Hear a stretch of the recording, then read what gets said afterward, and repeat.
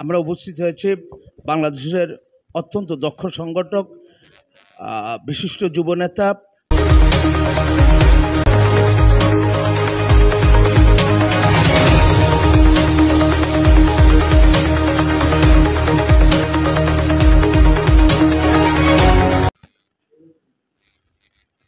আমরা উপস্থিত হয়েছি বাংলাদেশের অত্যন্ত দক্ষ সংগঠক, বিশিষ্ট যুবনেতা, জাতীয়তাবাদী যুবদলের অন্যতম সাবেক সহসাধারণ সম্পাদক, বাংলাদেশ যুব অর্থনীতিবিদ ফোরামের বিপ্লবী সাধারণ সম্পাদক, ইসলামী বিশ্ববিদ্যালয় অ্যালামনাই অ্যাসোসিয়েশনের সম্মানিত সাধারণ সম্পাদক, আওয়ামী দুঃশাসন বিরোধী আন্দোলনের আপসহীন রাজপথের সাহসী নেতা SM মিজানুর রহমানের অফিসে আমাদের পাশে আছেন মুক্তিযুদ্ধের প্রজন্মের অন্যতম নেতা, অন্যতম সংগঠক, আওয়ামী দুঃশাসন বিরোধী আন্দোলনের রাজপথের সাহসী যোদ্ধা নবী হোসেন।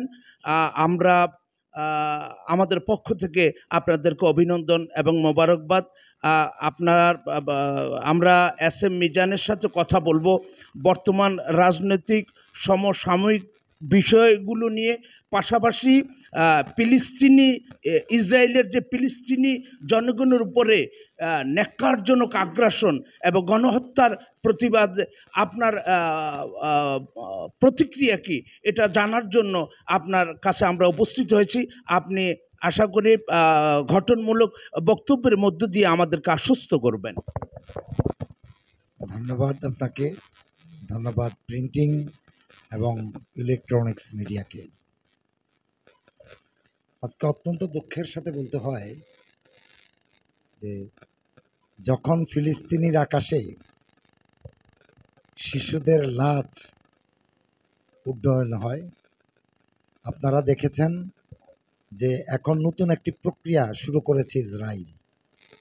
সেটা হলো বাচ্চাদেরকে পলিথিন দিয়ে পেঁচিয়ে ঝুলিয়ে রাখে, সেখানে তাদেরকে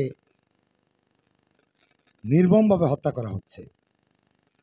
আমার বক্তব্য, সারা বিশ্বে 200 মুসলমানের দেশ, সারা বিশ্ব, সেখানে 2 কোটি ইহুদি এবং এই ইসরায়েলিরা কি করে মুসলমানদের উপর নিধন করছে, এ ব্যাপারে সারা বিশ্ব কিভাবে নির্বিকার। আমরা আমেরিকার প্রেসিডেন্ট, জাতিসংঘের মহাসচিব সহ বিশ্বের সকল উন্নত দেশের রাষ্ট্রপ্রধানদের দৃষ্টি আকর্ষণ করছি, অবিলম্বে এই নৃশংস হত্যাকাণ্ড বন্ধ করুন। আরেকটি জিনিস লক্ষ্য করেছেন নিশ্চয়ই, যে আজকে সারা দেশে লক্ষ লক্ষ মুসলমান জেগে উঠেছে ফিলিস্তিনিদের পাশে, ইসরায়েলিদের এই নির্মমতার বিরুদ্ধে।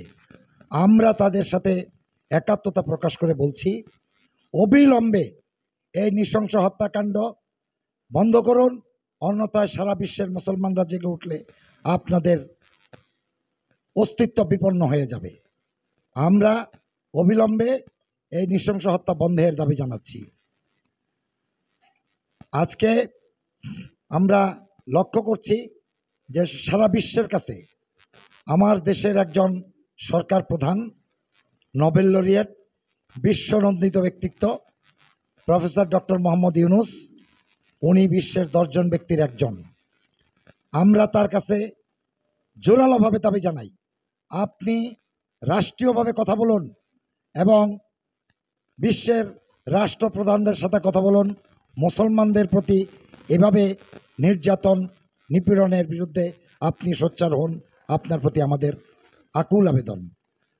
আর যদি না হয়, তাহলে সারা বিশ্বের মুসলমানরা যদি জেগে ওঠে, তাহলে নেতানিয়াহুর নেতৃত্বে যে নৃশংস হত্যাকাণ্ড শুরু হয়েছে, তার বদলা মুসলমানরা অবশ্যই